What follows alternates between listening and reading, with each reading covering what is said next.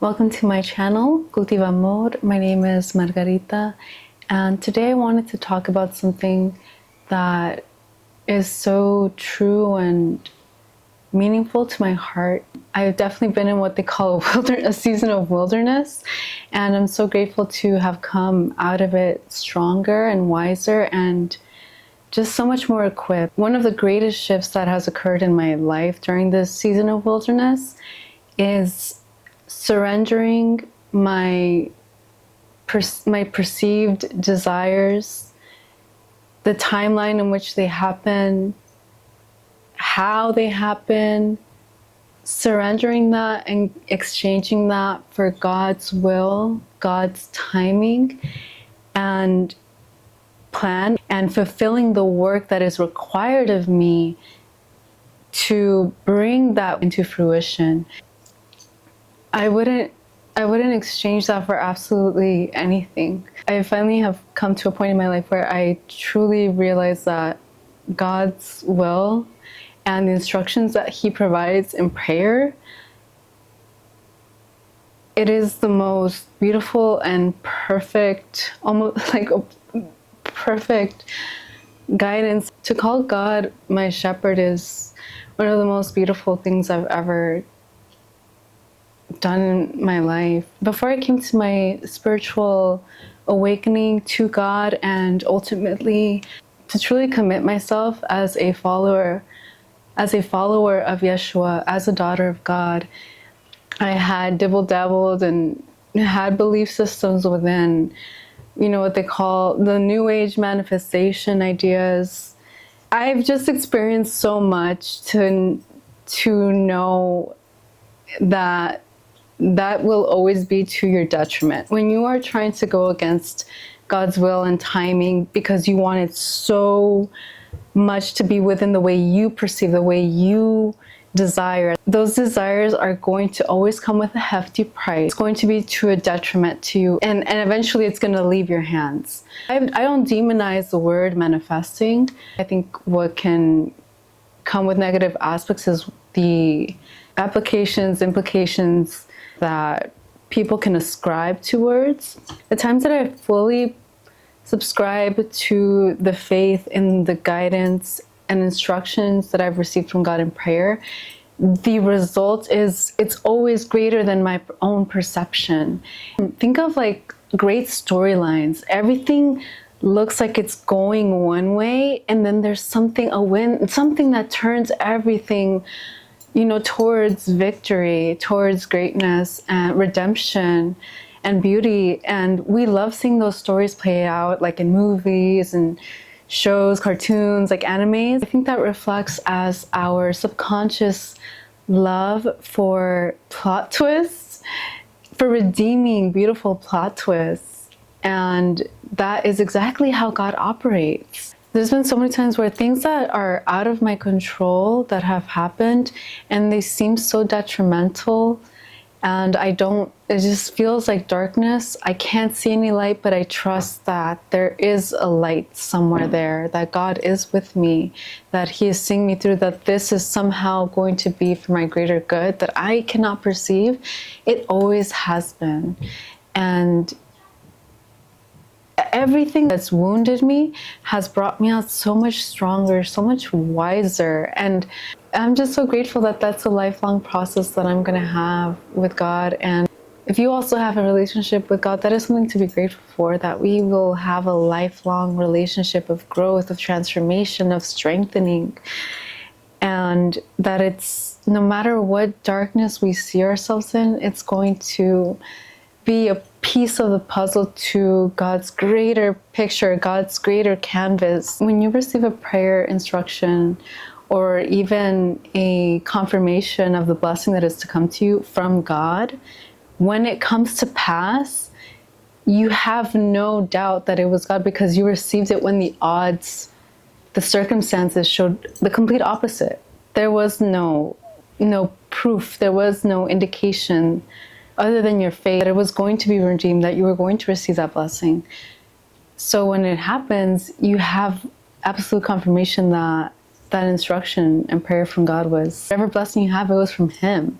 And to have that gratitude in your heart, and that honestly is, anytime I've received a blessing or God has saved me so much in my life.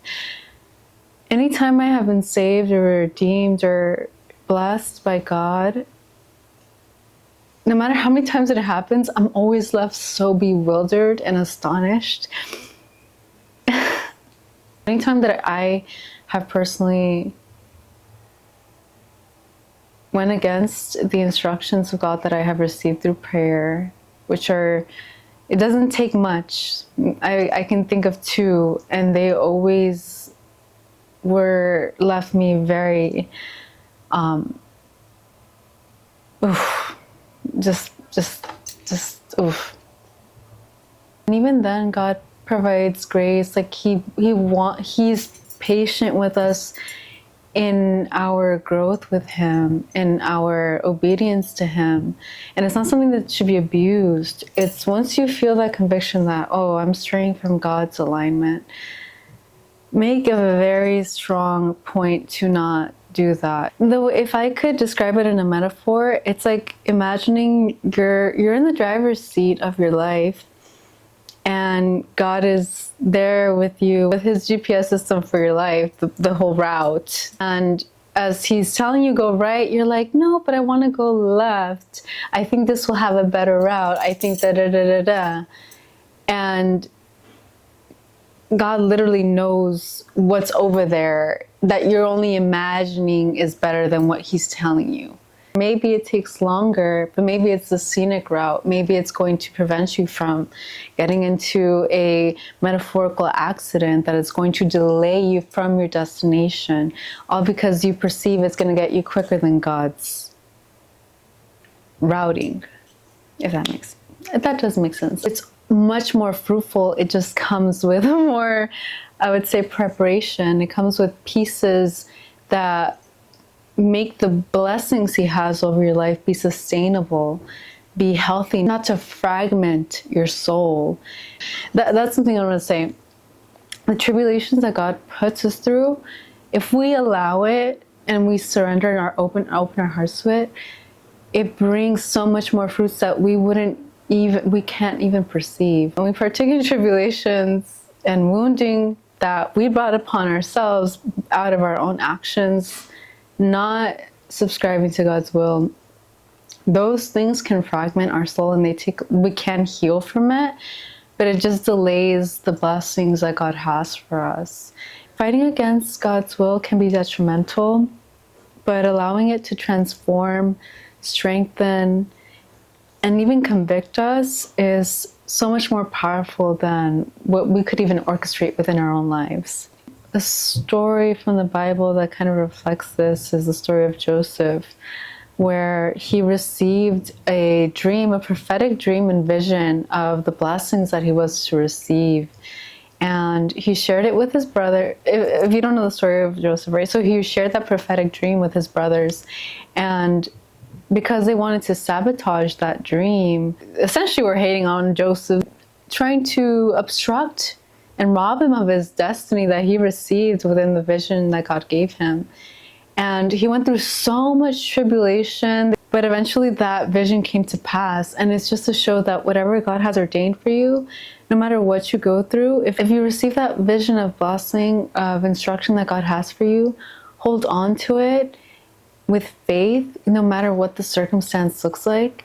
And then when it comes to pass, it is the most beautiful experience, right? It's overwhelming, honestly.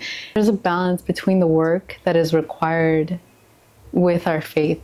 What that looks like is accepting the reality of where you are. You don't have to be blind to the reality of your current circumstance and how difficult it is, and kind of grieving those dark moments, but having that faith that God is going to see you through and staying true to that vision. And that also looks like being prayerful, but also fulfilling the work that is assigned to you and preparing ourselves to receive the blessings God has for us. It reminds me of a story in a book from Paulo Coelho where he's sharing that a mentor explains to a mentee the importance of faith and prayer.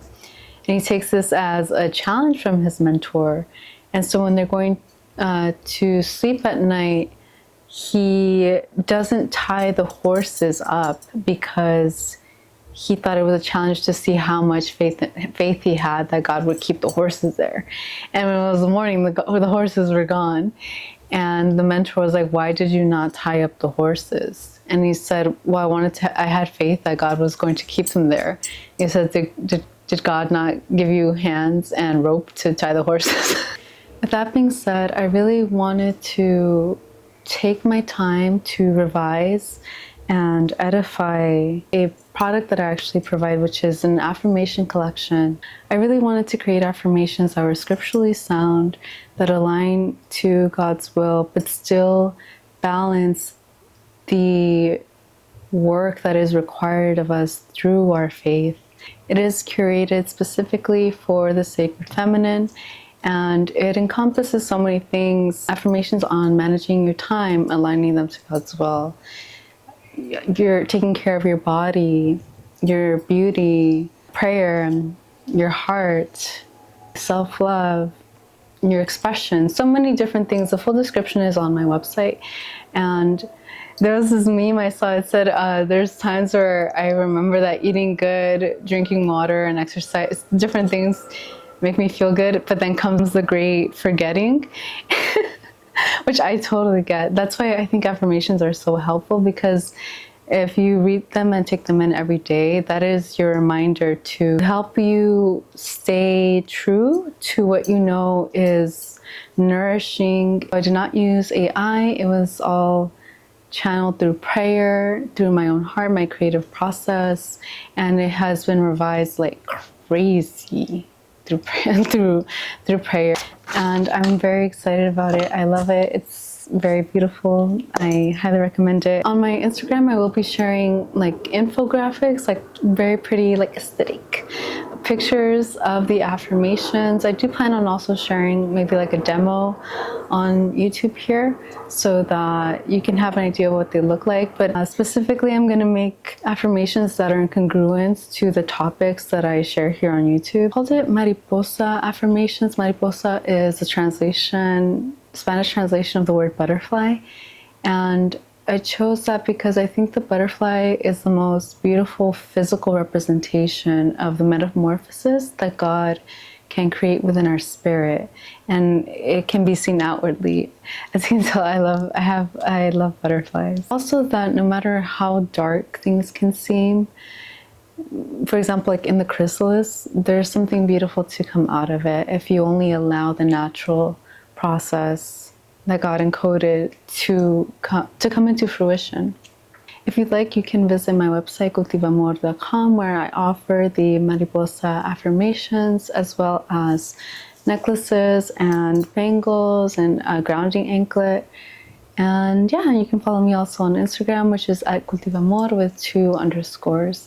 Thank you so much for watching. I truly appreciate it. My heart is grateful. I am very excited for everything that has been assigned to me to create, and I look forward to bringing that into fruition and sharing it with you, and hopefully growing this page and audience, and that we can all be in support and encouragement to one another. I hope this message resonates. Please like, comment, and subscribe.